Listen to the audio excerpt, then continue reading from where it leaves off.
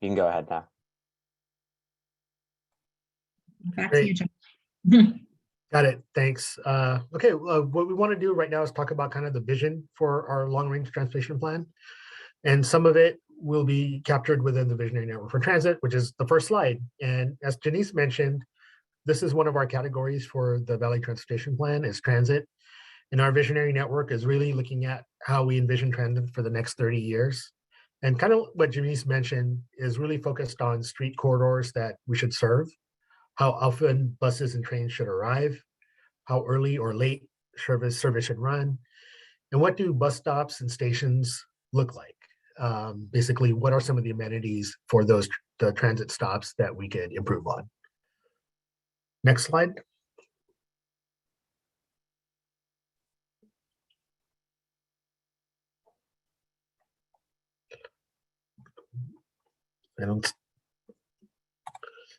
Great. We have another category called complete streets. And really, we wanted to create streets that are safe for bikes, peds, transit, and cars.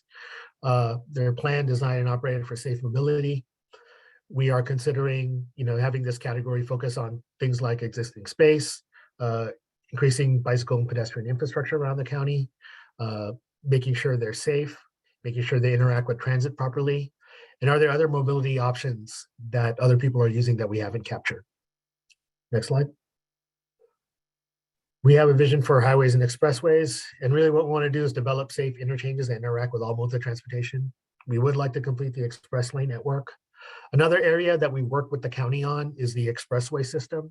What are things we can do to improve the expressways, whether it be more pedestrian or bicycle infrastructure, whether it be the possibility of even discussing transit on expressways. Those are some of the things that we want to keep in mind as we look through this. Next slide. We have a vision for land use. We want to focus on transit-oriented communities, really communities that are sustainable, that are bike-friendly, walkable, that reduce the need to drive, that promote kind of a jobs housing balance, and really want to create a place of a sense of place and community. This is an area that we can only do in partnership with our cities. Cities are doing a lot of things, a lot of good things, various planning processes that their city staff has been working on, various different specific plans. I noticed the cities have also, recently there's a lot of state requirements that they're adhering to. A lot of cities had to approve their housing elements to their council. So we want to work with our member agencies when it comes to land use and what's the best way we can help each other in terms of supporting our transit and what are ways we can support our cities through funding or any other ways we can support them. Next slide. So we have some example goals for VTP. For land use, really it's working on kind of VTA is in the process of updating a transit-oriented communities policy that is only done at our the areas that the VTA owns, at some of our station areas that we own and develop. We're working on this policy to help us have good development around our transit stations. We're considering developing a transportation demand management toolkit and really focusing on other efforts that we can get people to move away from driving. For a complete streets program, we're considering talking about a Vision Zero program. And we know a lot of cities do have existing programs related to Vision Zero and safety. So we want to find a way where VTA can support our member agencies in implementing those programs. We're working on a process of completing a bicycle superhighway network. One of the most recent studies that we did was the Central Bikeway studies. And that's one study that we're looking at providing a more seamless route for bicycle pedestrian traffic between Palo Alto and East San Jose.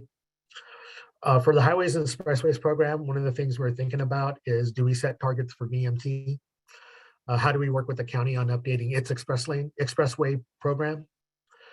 And really a focus of a lot of our highways moving forward is really going to be focused on efficiency, that is improving interchanges, and very rarely talking about widening of any sort, mostly because Caltrans has really moved away from funding widening projects. So we're really focused on finding really good interchange improvements.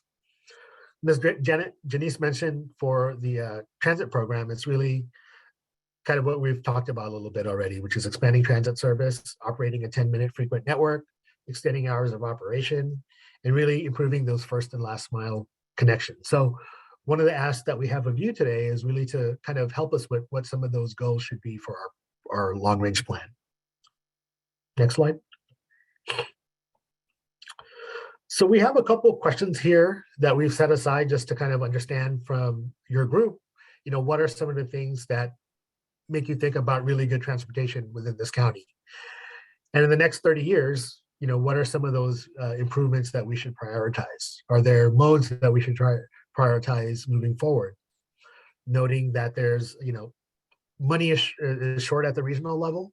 It's really being efficient with how we spend our money. So I'm going to stop right there. I know there may be a few of you that may have any questions for us, either on the process or just some general questions regarding our efforts.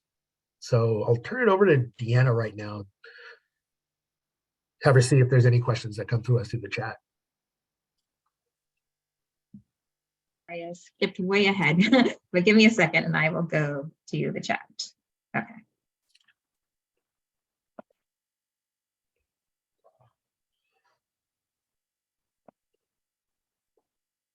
So, okay, one question from Philip. I might need you to go back and provide some more context, says like Lawrence Expressway. So do we know which part of the presentation that was referring to? And in the meantime, John. So yeah, I think Deanna, sorry to interrupt Deanna. I think what they're referring to is that we mentioned highways and expressways. And working with the county. The county has a countywide expressway plan. And that plan identifies improvements to various expressways around the county. And one of them is Lawrence Expressway.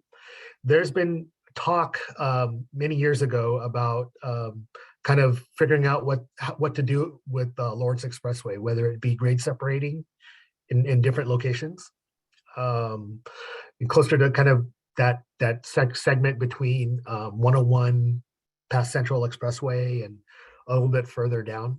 There was some discussion about doing a planning effort for that. I know that was a few years back, and then that is a priority location for the county to kind of look into. So there's been some work going on at the county level, but they've been working also with Sunnyvale and Santa Clara since the expressway kind of goes through both of those locations. Question says, is it possible to add pedestrian infrastructure to expressways? It's a challenge. There are locations where people are using it to mostly by biking. It's going to be a challenge. We'll have to work with the county to see if that's feasible. But knowing that, working with the county, I think a lot of their movement has to do with through traffic and moving vehicles through. But bicycles do use the expressway system, and it's trying to figure out, with the help of the county, since they own and operate the expressways, how we can accommodate either bikes or peds. It's probably going to be a stretch to try to get pedestrians on the expressways just because of the volume and the speeds going on in the expressways. But there has been talk, at least through our BPAC, about working with the county on figuring out better options for bicycle travel down there. A question from Connie. It says, do you include bus rapid transit? Seems more flexible using the existing roads.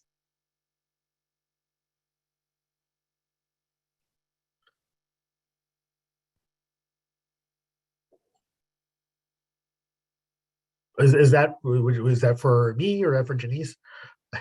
Either one of you that wants to take it, I guess.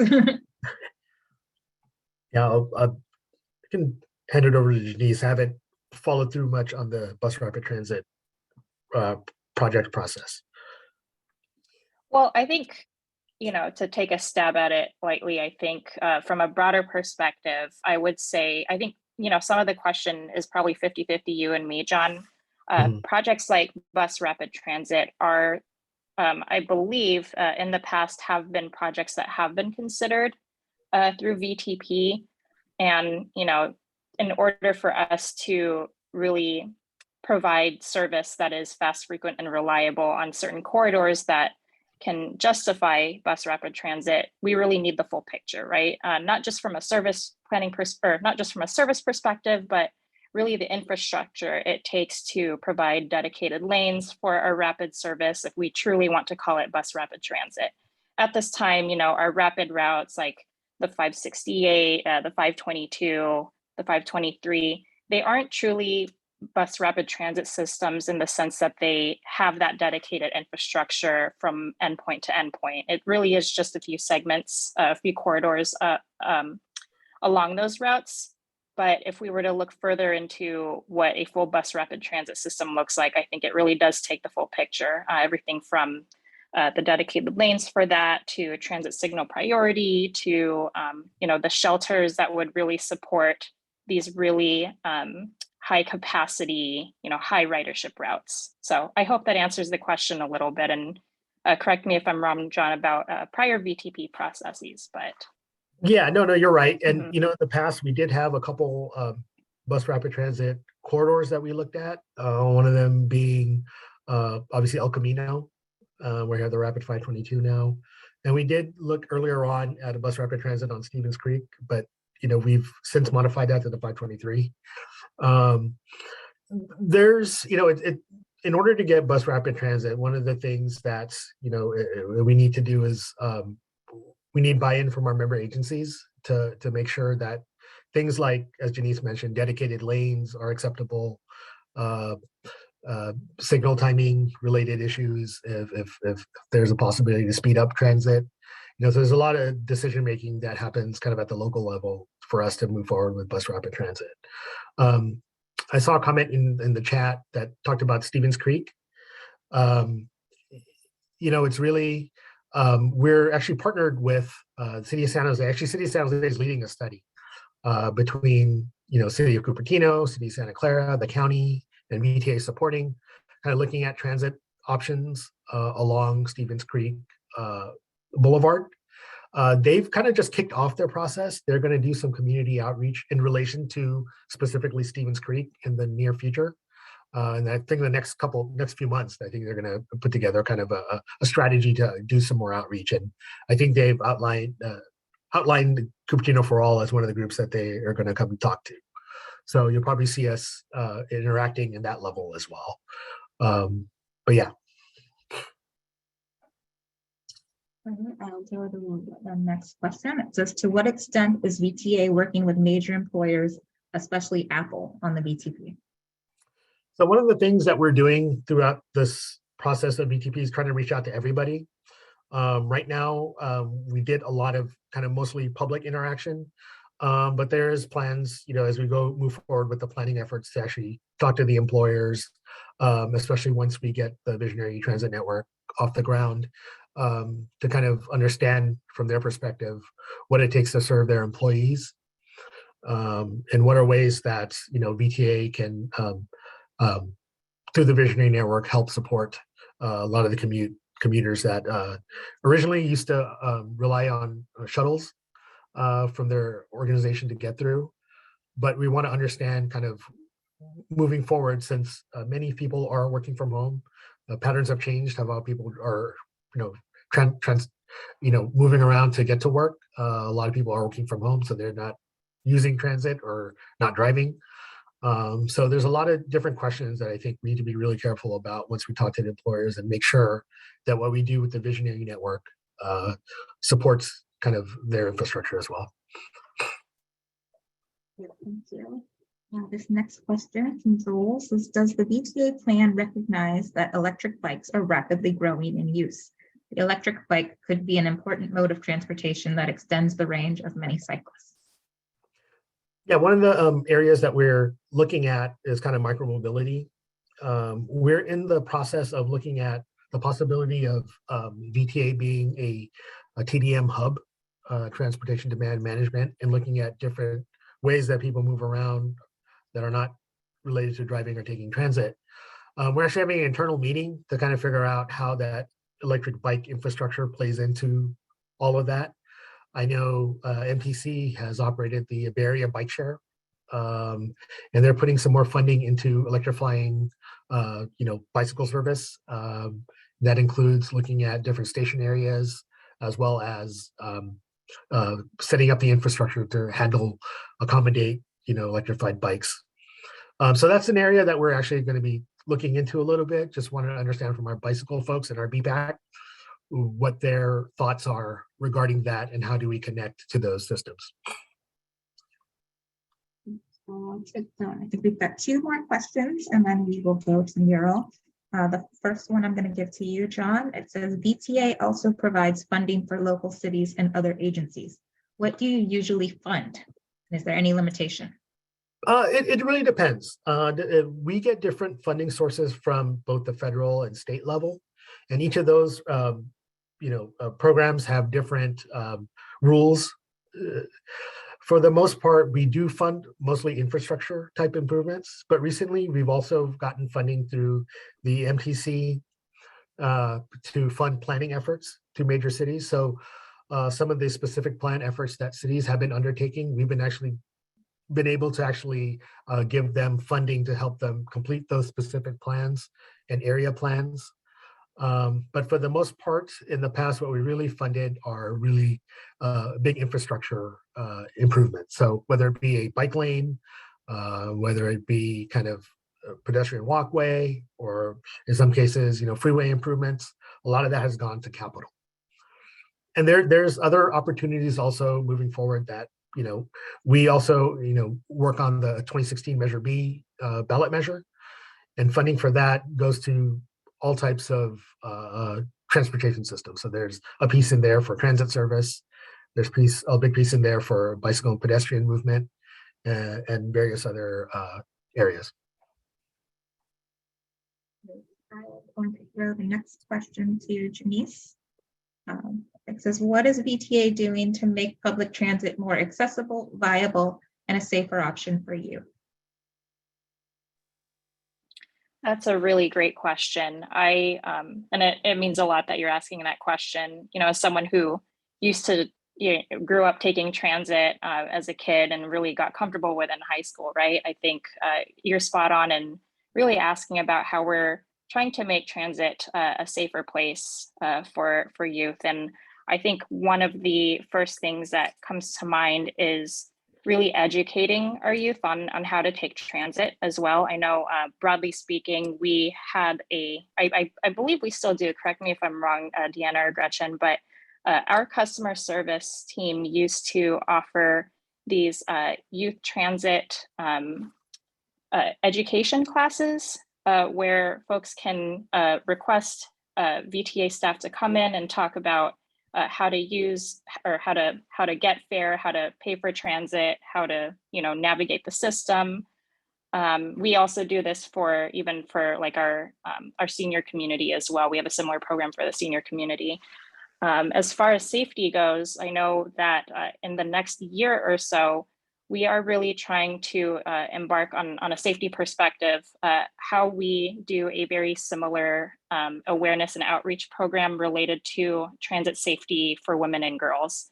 Some of you may have been familiar with this effort that BART did, and we were really excited to work with the same organizations that powered that effort, working with our BART community, or our BART partners rather, to launch something similar for our systems. And the idea is, region-wide, we also want to have some uniformity in the messaging and awareness around how we can advocate for a safer environment on our public transit system for women and girls. So it's really inspiring to see other agencies take inspiration from each other. So those are a couple of the efforts that I could think of off the top of my head.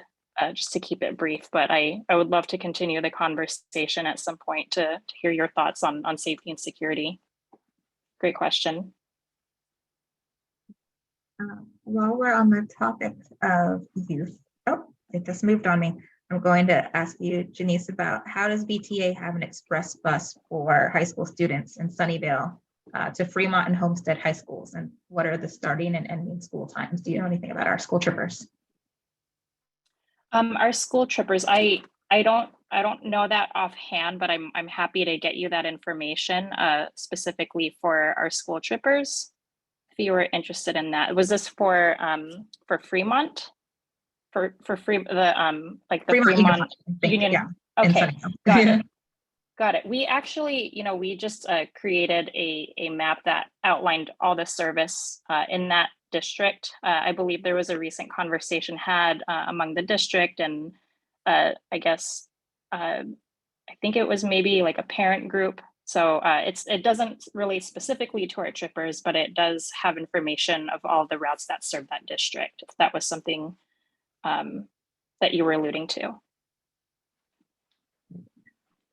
I see some more questions. I'm going to ask if we can hold on to them for a little bit, get you guys started on the mural, and then we will come back to them if that is okay. Okay, I see a couple people nodding. I will take that. So we're going to use a digital canvas called Mural. I'm going to put a link in the chat in just a second. So when you log in, or I'm sorry, when you click the link, you'll get to a screen like the screenshot. They'll welcome you. They'll give you an animal avatar. You can either stay a visiting rabbit, for instance, or you can enter your name, and then you can click to enter.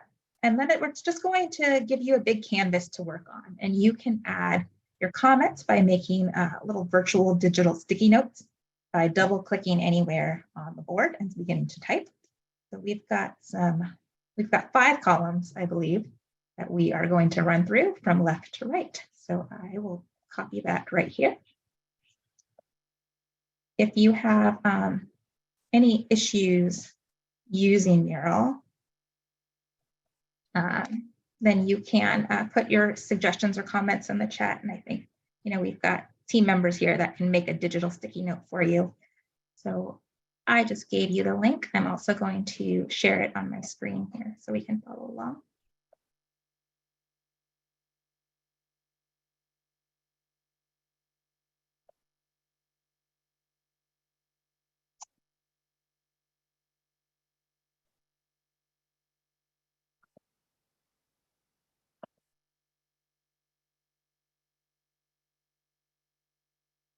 Oops, sorry about that.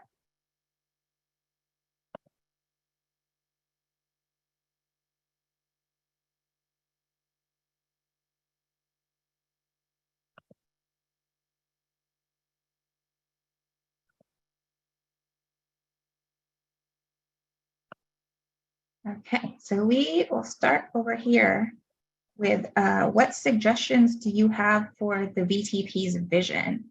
Like I said, you can just double click to make a sticky note. You can zoom in or out using your mouse or plus and minus keys.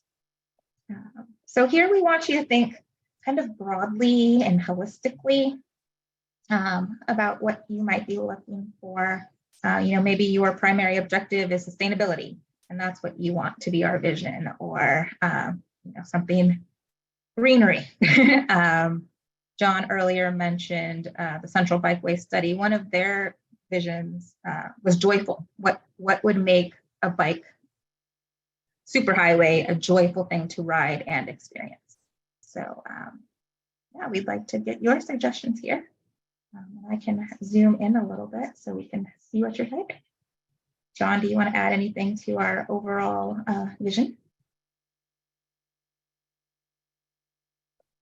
Sorry, I was on mute there. I think I would just kind of encourage you all to kind of, from your perspective, what would make you ride your bike more? What would make you, ride transit more? Kind of think about your community where you live and what you envision for it the next like 25, 30 years. I know it's a long time to think about, but just kind of like, what is your wish if you had, if you had control of all transportation? What would be your wish for, how you move?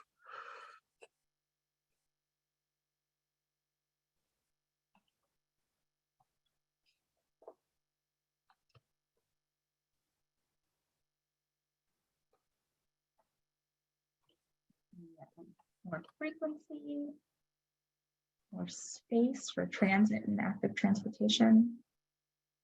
Also, excuse me, I did want to also just open it up if anybody's having trouble, like just technology wise with the activity. Maybe you can use the chat tell us what, or vocalize it, which column you're trying to use, and we can put your comment in. Absolutely, thank you. We're happy to add a sticky note for anybody who's having difficulty.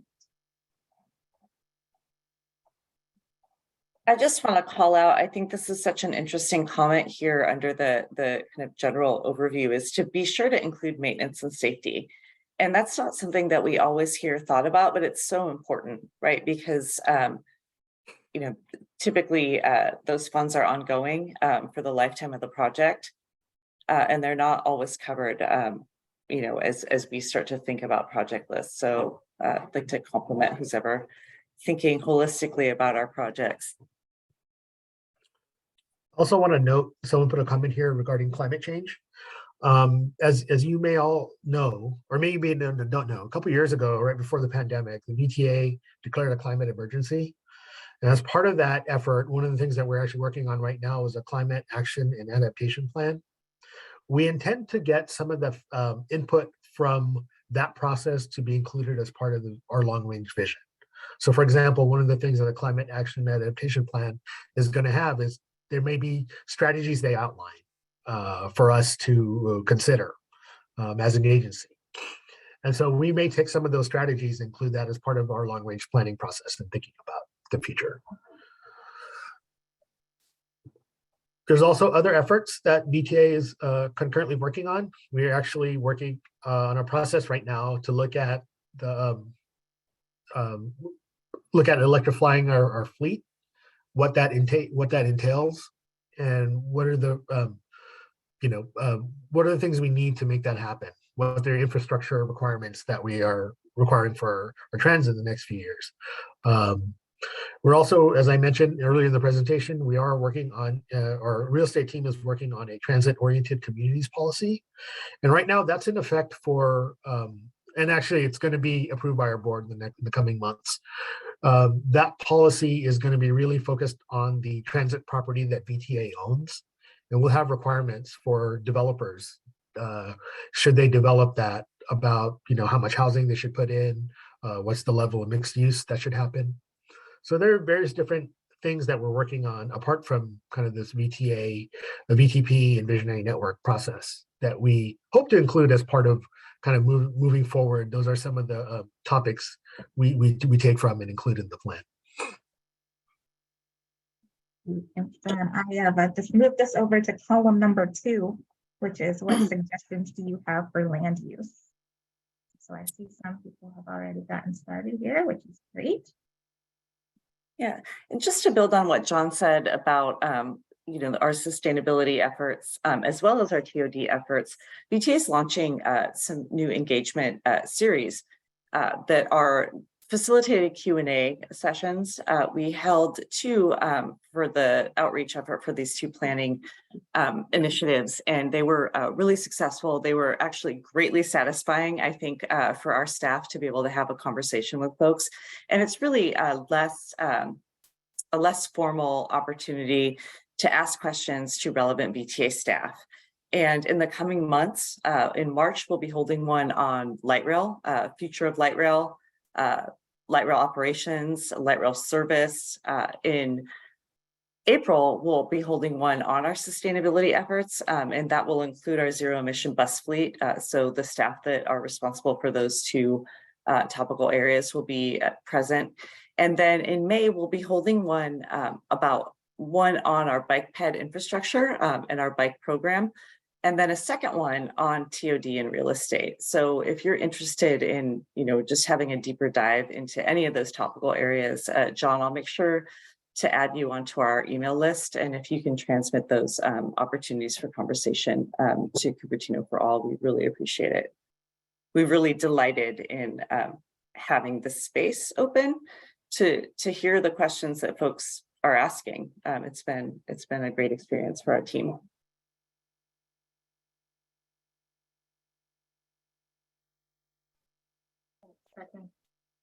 I'm going to move us over now to column 3, which is the focus on transit. We have a section for bus service, a section for light rail service, and then regional connections as well.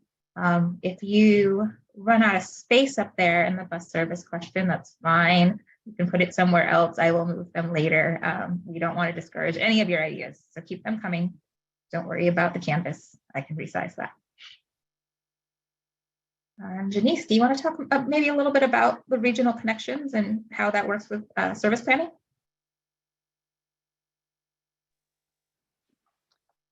Sure. So regional connections is on here in the context of visionary network because we know that really reliable transfers, not just between bus to bus or bus to light rail important, but we also acknowledge that we also do have quite a few travelers coming from beyond our county bounds, right?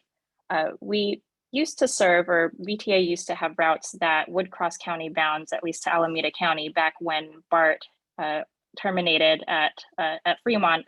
But we've made that conscientious decision to focus really all of our resources on the local network, serving our riders first, our Santa Clara County riders first. But that goes without saying that regional connection is still really important. So the kind of things we want to hear are how we can prioritize or how we can balance our priorities with how we connect to services like ACE, like BART, like Caltrain, knowing that they are regional partners or regional transit partners.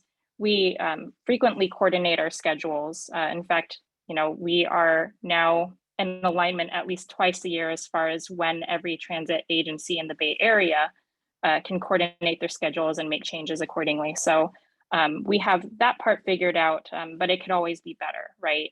It's not entirely possible to perfectly connect with every single trip to those services, but we do want to hear what your priorities and what your visions are for connecting to them. One example I can think of, this resonated the most with our South County residents is, can VTA play a role in working with Caltrain so that cities like Morgan Hill and Gilroy can have more Caltrain service, right? Now, that's not something that's within VTA's control, but that's certainly something that we could,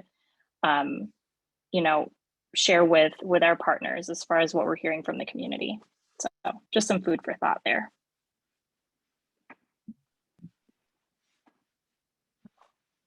More post-its coming, keep them coming, and I'm going to scroll over to our fourth column, which is what suggestions do you have for complete streets?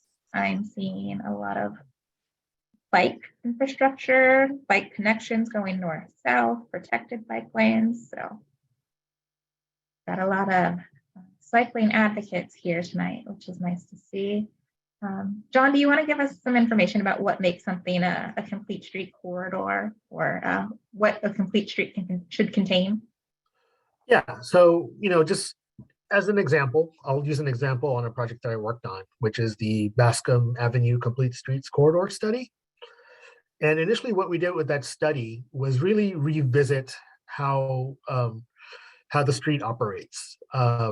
And we've provided the public an opportunity to tell us what are some of the concerns that they have as they move along the Bascom corridor. And it was basically that in many places, there's not the ability to bike safely. There's not the ability to walk safely. There's locations that were missing sidewalks. The signals were kind of outdated. And in some cases, in some areas, they actually looked at the possibility of even doing a road diet, really to increase safety for all the people that use that corridor. So everyone, meaning, people that have disabilities, people that have a challenge getting safely across the street, people that have challenges biking and, needing to feel secure and safe. So we came up with a plan that identified kind of a near, medium, and long-term, range of improvements. A lot of the near-term improvements were things we could do with the existing infrastructure. In some cases, there were locations where we could add sidewalks. And then the midterm, we looked at other ways that we can improve kind of the safety of traveling down down Bascom. And that really looked at, in some cases, adding more crossings to the street, adding more safe crossings that are with good signals. And then in kind of the future phrase, there was an opportunity if the time arose and if conditions were right to do a road diet. And we did that study in combination with the city of San Jose, the county of Santa Clara, and the city of Campbell. And so working with city staff, we came up with a plan that outlined various different improvements like that we are now actually funding through the Measure B program, where we're finishing design on the Bascom Corridor project. And we got recently a state grant to do some construction for the areas between 880 and Hamilton Avenue in Bascom. So a big chunk of the street is where we're actually kind of reconfiguring. So it's really kind of orienting the streets for everyone to use, not just automobiles. We want to make it safe and good for bike and ped travel. We want to make it good for transit operations. We want to support kind of the character of the communities involved.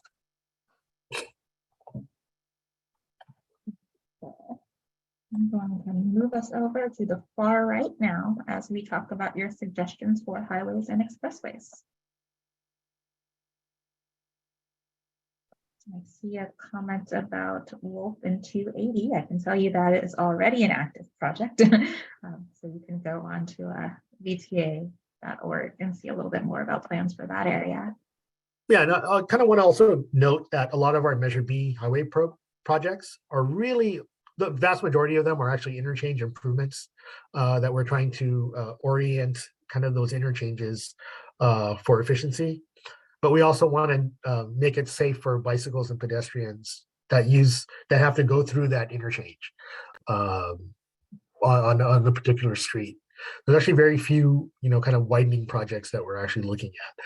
The most notable kind of major project that we're kind of looking at kind of revamping is the Highway 25 interchange in South County, and working on a transportation corridor for Highway 152. I think it's also important to note, John, that a highway project doesn't necessarily just mean a highway infrastructure. For example, our Blossom Hill 101 interchange project was just complete. We did a ribbon cutting for that, and that included bike and ped infrastructure around that. That's some pretty significant improvements that really helped facilitate, all modes of traffic in that area. I think, correct me if I'm wrong, but isn't there a bike ped overlay now with highway improvement projects, John? Yeah, so as part of our highway program, I actually just saw a question come by on the Wolf 280 interchange about how does it accommodating transit from someone in the group. And I just want to note that anytime we do kind of a planning process for our highway interchanges, we do include kind of transit, bike, and ped discussions as part of that interchange to make sure that we accommodate particularly bikes, peds, and transit as part of that project itself. Oh, sorry, John. Did I lose your hand? Is it still up? Please feel free to chime in. I lowered my hand. Okay. I guess, well, I could ask you anyway, but I think I know the answer. I was curious about the tech shuttles because I do notice that sometimes in Cupertino, there's a lot of the, Apple buses will use the bus stops. So I was wondering if you could share a bit about like what agreement tech companies have with VTA to be able to use that infrastructure, because my understanding is, at least in San Francisco, they have to pay like for a permit or something. So how is VTA like either collecting revenue and using that to improve transportation in the county? I can take that one on, John. It's a somewhat admittedly sticky situation, at least in Santa Clara County, because unlike San Francisco County, who's the city and county, right? They have a a much more direct way to, I guess, have control over what is done at their bus stops. I know years ago, this predates my time at VTA, but years ago there was an effort for VTA to have an overarching policy that would at least lay out the terms and conditions for other, third-party shuttles to use our stops. But I believe that effort has been put on hold. That effort, I think, was housed under our safety and security at one point, and then I know our real estate team also has a stake in what any policy like that in the future would entail. But I think the summary of it is that because VTA does not have jurisdiction over our streets or on our roads, we can't simply put like a blank or I guess an overarching policy that would affect every one of our member agencies. Every member agency, every city really is going to have different expectations and requirements when it comes to managing what they would like to see out of any sort of agreement that they would have with VTA about the use of our bus stops in their respective cities. So I can't speak directly on how difficult it is. I've only heard that it is a complexity that we would have to revisit in hopefully the coming years, but I haven't heard updates otherwise. Okay, yeah. So then is there a workaround where individual jurisdictions can set policies for their streets, or like who is the one who ultimately has like the oversight over that? I think from a funding oversight, I think that it's not clear cut in my mind, at least. I'm not sure if I know the exact answers to like who can make that determination, because while cities have jurisdiction over the streets, VTA, VTA goes to the cities to get permits, right? Whenever they put a new bus stop and the supportive amenities that go at that bus stop. So I think it really truly is a partnership effort at the end of the day to figure out what sort of policy would come into play, especially with funding. Like I would personally love to see some sort of funding mechanism, like let's say it went towards transit operating funds, like that would be a great way to do it, but I know it's not that easy. Thank you. I am going to stop sharing the screen and go back to our presentation and answer a few more questions. If you still have ideas, don't worry, I will leave this mural open. You can continue to add them a little bit later, but I just want to make sure that we get to everybody who asked a question so that we don't run out of time for you.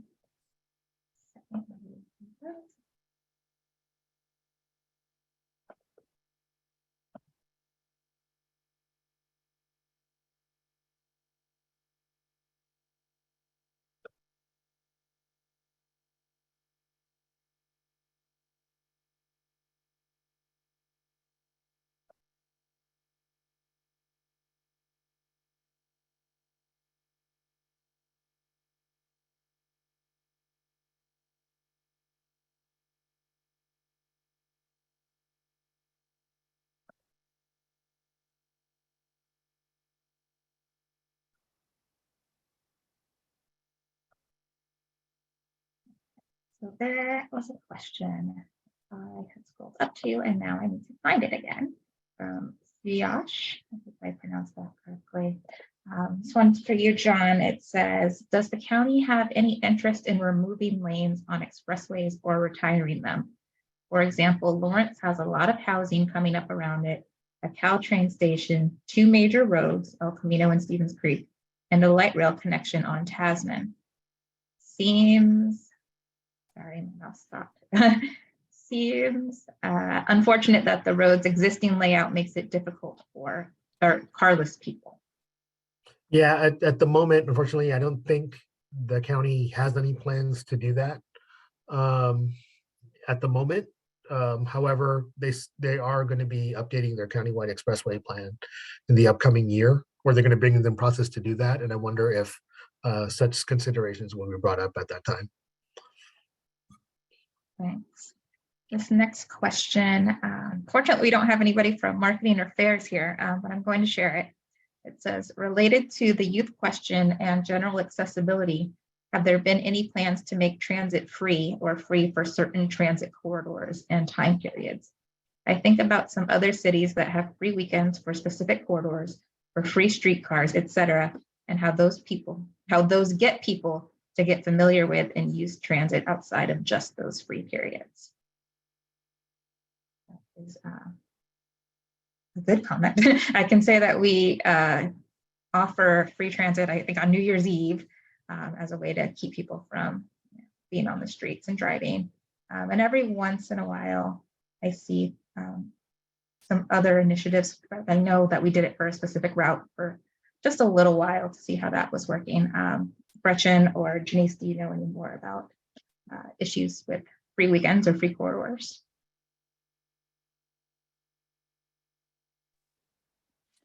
Not specifically, but if I may, I know that it is a common question across many transit agencies if they are considering free transit everywhere throughout the system, or even with certain corridors. Boston, for example, is piloting free transit on, I believe, 3 of their routes. Another example I could think of is Portland, where their rail line at stops within their downtown are free as long as you're traveling within those bounds.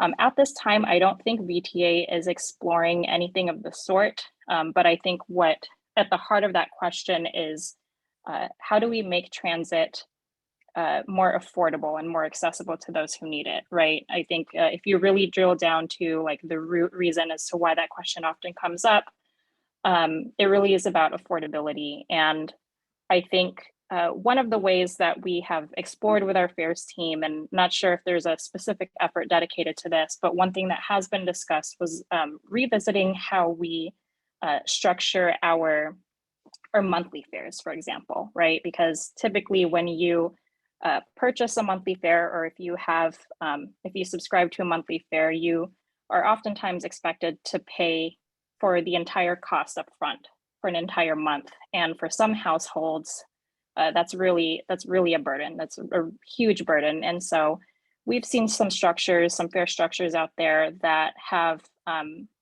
looked at ways to make it so that it's a cap. It's an affordable cap where if you enroll in this, you pay as you go, but then after a certain point within a month, after you hit a certain dollar cap, it stops charging you.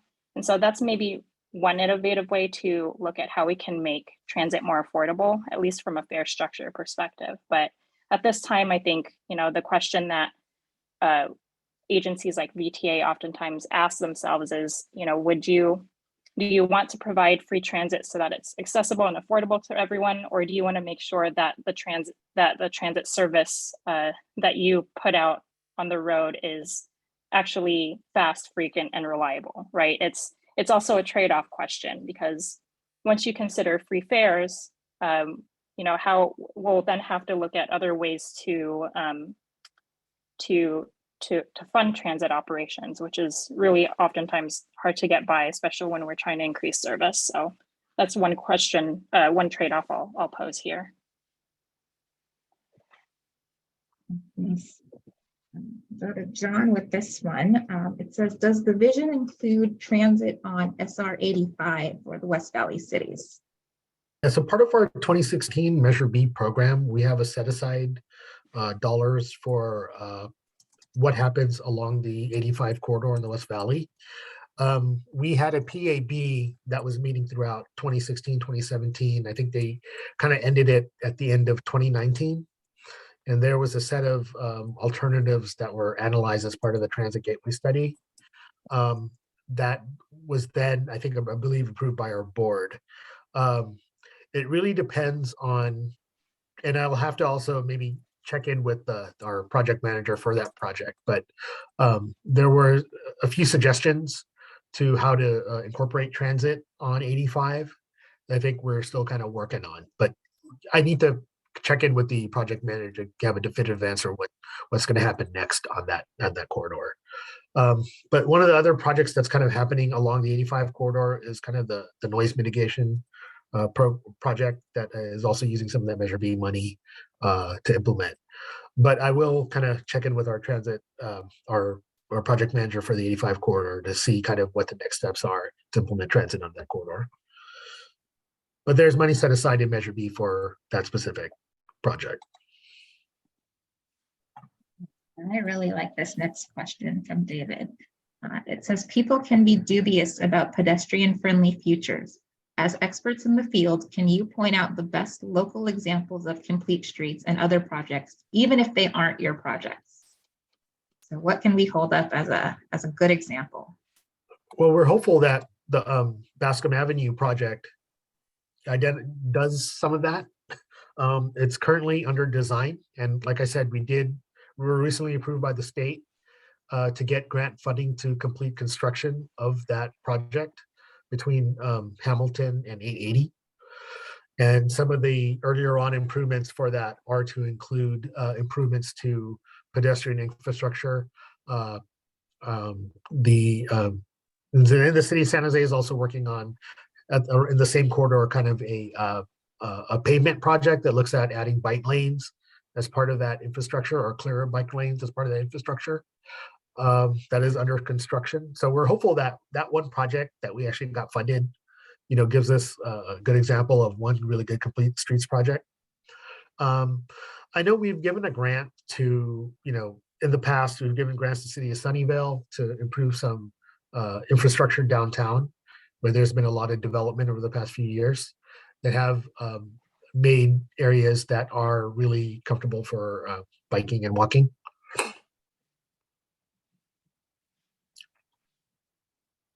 Thank you. I see that John posted some information about the Citizens Advisory Committee. Thank you. Yes, please look into that if you would like to get more involved. There's information on our website about how to apply, and they're very involved in the decisions that are made and giving their feedback. Let's see, sorry, I'm scrolling. I think that might be all of the questions I see right now. Are there any others? Yeah, I think that we might have missed, there's a question or a comment from Ava. I wonder how CTA works with private companies so they are part of their transit. Like USC students has a pass to use the Santa Cruz metros. So companies pay into public transit.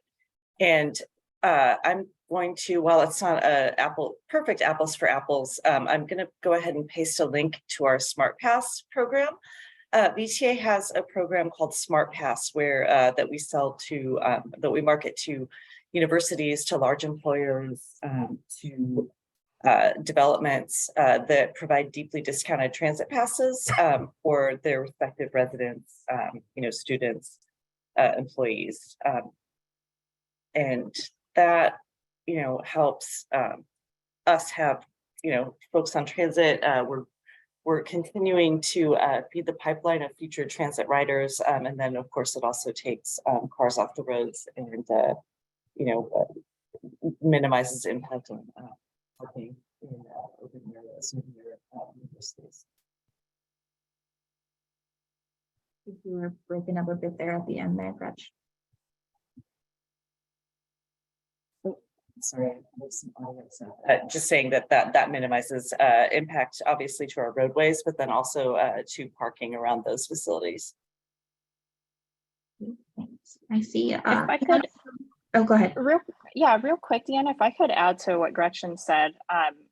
Another way VTA has been working with third parties or companies or even agencies is by really pulling them in as partners to be part of our Express Bus Partnership Program, or what I'm broadly trying to market it as more these days is our service partnership programs. But it really originated from our Express Bus network when a few years ago, when I first joined VTA, we were looking at more innovative ways to really hone in on what our express bus routes were most productive, and also trying to look at ways to reduce the amount of taxpayer dollars we were pouring into these very expensive routes to operate. And so that's a program that's active today. We have a partnership with Stanford Research Park, who partially funds the Express 101 through 104 that serves their entire Stanford Research Park campus and provides, peak hour trips to and from certain areas. And then we also have a partnership with Juniper Networks and Lockheed Martin over in the, the Moffett Park business area on the 121. And then finally, I'll also share, we have a partnership with the County of Santa Clara on this VMC shuttle that we recently launched just a couple of years ago to provide first and last mile solutions between the VMC campus on Bascom and the Diridon station.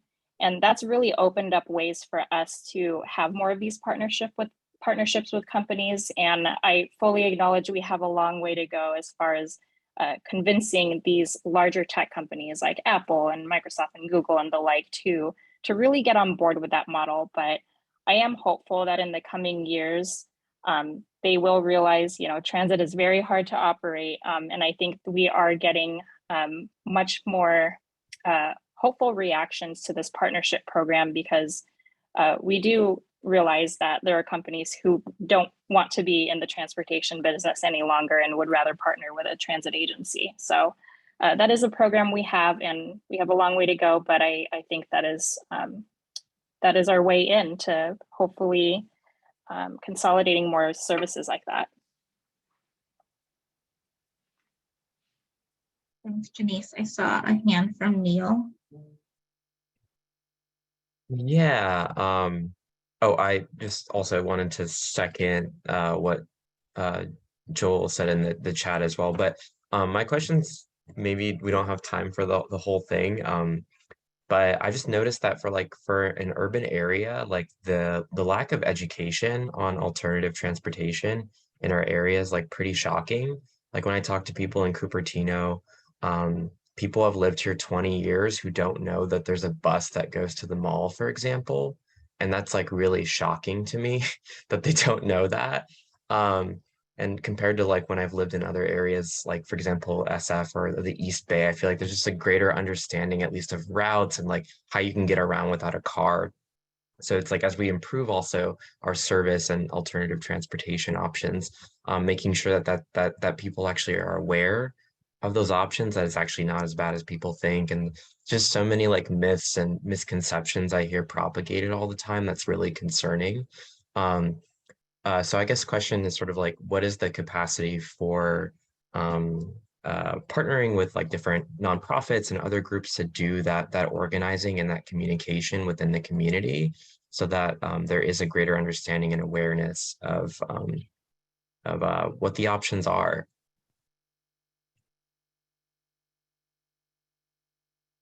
So I think that's a really great question, and I'll go ahead and take this one. We really appreciate that. We know that it's a big county. It's a county that has traditionally been very auto-centric, lots of spread throughout the county, and so we have some challenges just kind of embedded with our geography. But we are, our marketing and ridership development group does a lot of work. Our customer service team does a lot of work, and community outreach does as well. And we're looking at starting a couple of additional initiatives this year. One would be really working more intentionally with our community-based organization partners to make sure that, not only do they have the resources that they need to get the word out about transit and transportation, but that we really understand what they're hearing from their membership and from their from the people that are involved with their organization. So that's definitely on our mind a lot.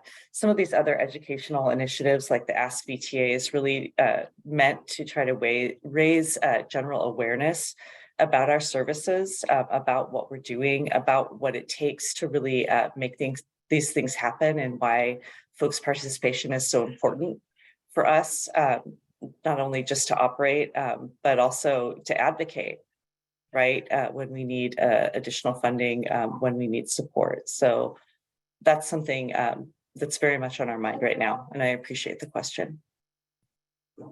Great, thank you. Neil mentioned the question from Joel about any thoughts as to how to reduce auto use at De Anza College. They use a massive amount of land for vehicle parking. Seems like there should be a plan to strongly encourage students to walking, biking, electric too, and buses. And I want to say that De Anza is one of our Smart Pass institutions, so students should already be getting free bus passes. Now we just have to make sure that they actually take advantage of them. I also think, kind of to Neil's point, it's also that how do we get more people to use transit, and how do we educate them on how to use transit? And I think there's something to that, to kind of how do we do our job as transportation planners to best help the community in using transportation options within this county. And I think that's something that we're continuously trying to work on, is trying to figure out what's the best way to reach out to people, to have sessions such as this. One of the options that we did as part of our outreach process in this first phase for the Valley Transportation Plan is actually find out different ways for people to ask us questions and have us help them. This, coming to CFA is really a good way to impart knowledge, and give you guys an update on kind of what we're working on and ways to keep in touch with us. So it's a lot of, I think it's a little bit of both. Well, and the last piece too is really speaks to what Janice is working on, and that is that the more frequent and easy transit is to use, the more people will use it, right? It just becomes a natural option for folks. So that's really the crux of what we're all working on right now, is to make sure that, not only do folks know about transit, but that it's easy to use, that it gets you where you want to go, that you can rely on it, that you can take it even when you're going from, even when you're going from place to place with some time limitations. John, I think Joel's question about helping reduce, auto congestion at De Anza kind of made me think of your team's efforts to identify VTA's role in transportation demand management. So I don't know if you wanted to talk a little about that and how that might play a role in VTP. Yeah, and so one of the things that we're exploring right now is actually looking at a transportation demand management program. We understand that there's a few cities within this county that actually have policies and programs related to transportation demand management, but it's really we're trying to figure out as VTA, what role could we play in that effort? Is it supporting those agencies that have existing programs, and then also being kind of a warehouse or setting up some sort of guidance for those agencies that don't have a TDM program and options and things like that. There's various different projects. Janice mentioned kind of the transit pass, and Gretchen mentioned kind of the transit pass effort that we got going on. Janice's team is working on kind of a guaranteed ride home program pilot project that we got some local funding to do a little pilot program on that.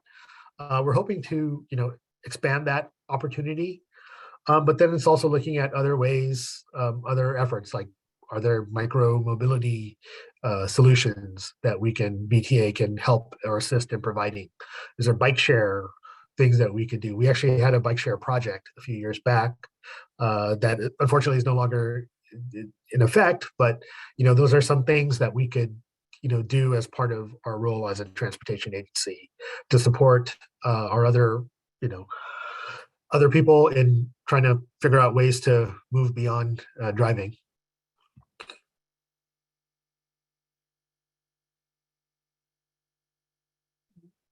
I see a question coming up from Jennifer.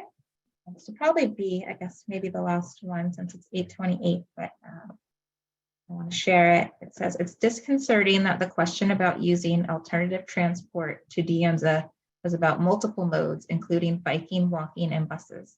But the only reply from VTA was about buses.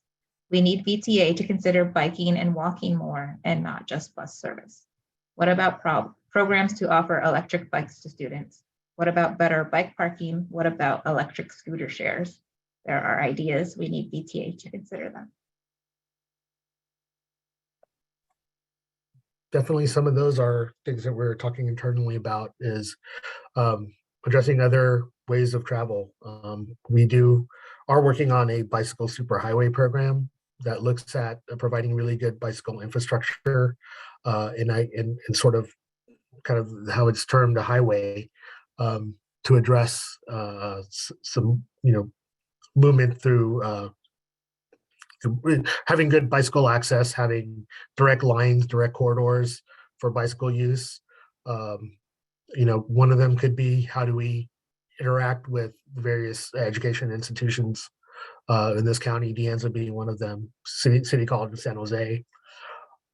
So yeah, you're right. That is something we need to also look at apart from transit is biking and walking. What are other modes of how people get around should we consider?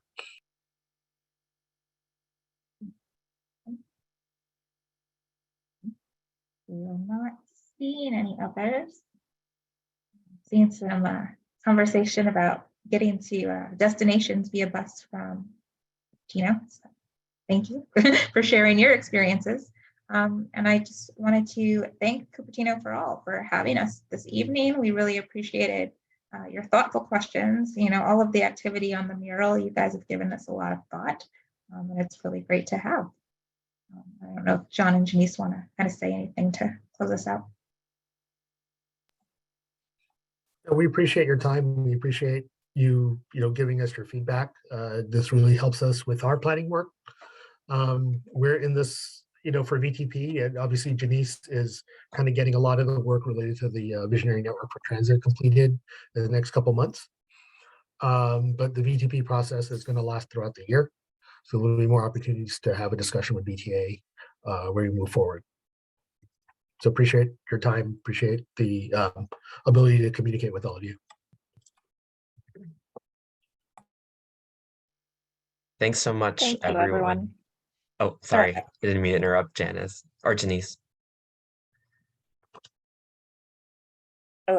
I just wanted to thank you so much for having us. We really appreciated it. It was a great discussion, really great conversation, great questions. I'm popping the links into chat for these two efforts. We've got two different websites, VTP 2050 and Visionary Network from the VTA.org URL. And there we go. And we've got information, some videos, we've got some recordings of previous meetings that we've held, and we'll update both of these pages as the processes move along. So please feel free to visit those.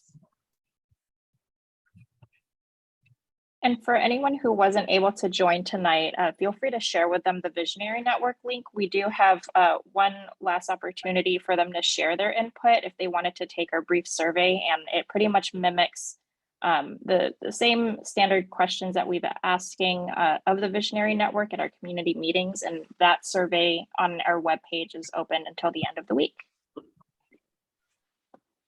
Yeah, and just want to add, just again, the thank you, but also noting that, Gretchen and her team and Janice, we all are looking at ways to do better communication with the public.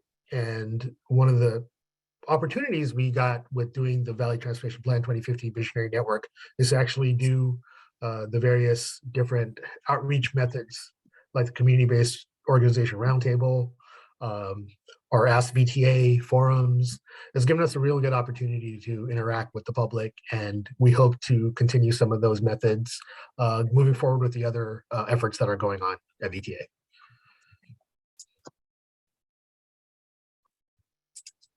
Great. Any last comments or things that you all want to plug from the VTA side of things? All right. Thank you so much, everyone from the VTA staff, for being here tonight. I really appreciate you taking this time. We know it's getting pretty late here, and staff have a lot that they oversee and have to work on. And so, yeah, I really appreciate this direct outreach. And I think we all got a lot out of it. We'll be sending out some follow-up information, and we definitely encourage you all to continue to stay engaged. I dropped in the chat, and I can drop it again as well, information for how you can sign up with Cupertino for all to continue to receive updates and invitations to programming like this. And as we continue with this process, we'll also keep you engaged as well with any developments that happen. But on that note, I think we're about ready to call it a night. So thank you, everyone. And I'll go ahead and stop the recording.